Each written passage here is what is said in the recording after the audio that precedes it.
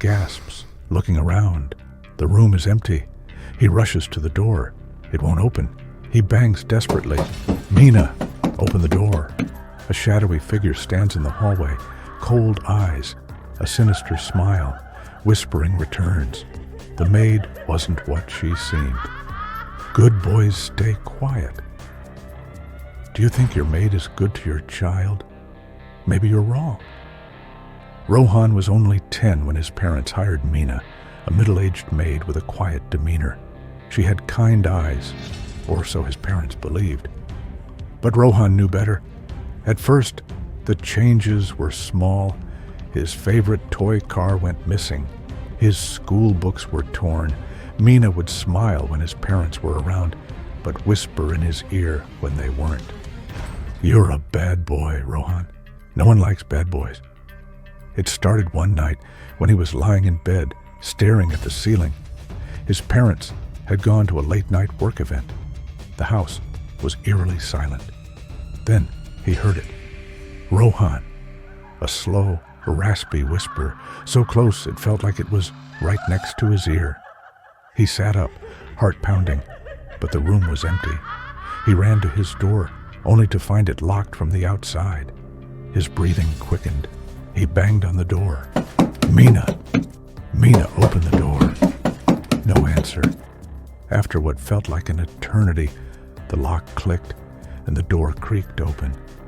Mina stood there in the dim hallway, her face barely visible in the shadows. "You shouldn't make noise at night," she whispered.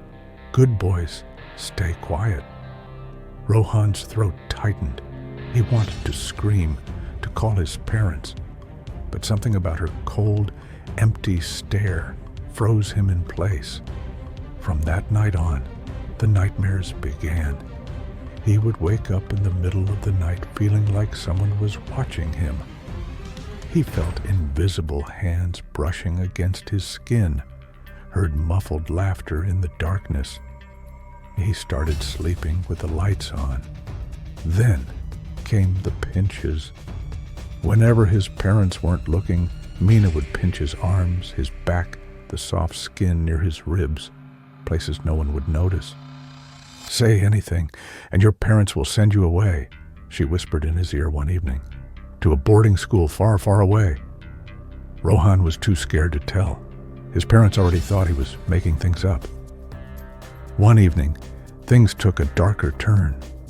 His parents were attending a company retreat and wouldn't be back until the next morning. Rohan was alone in the house with Mina.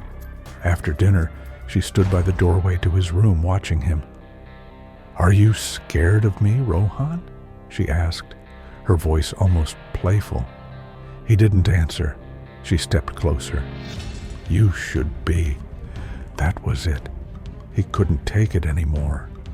The moment she turned away, he bolted out of the room, ran down the stairs, and out the back door.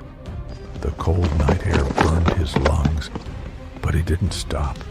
He ran straight to his neighbor's house, a kind elderly couple who often gave him sweets.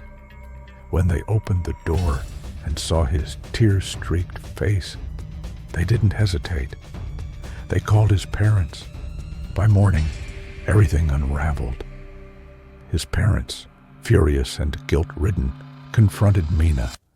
At first, she denied everything. But when the neighbors and even the police got involved, her past came to light.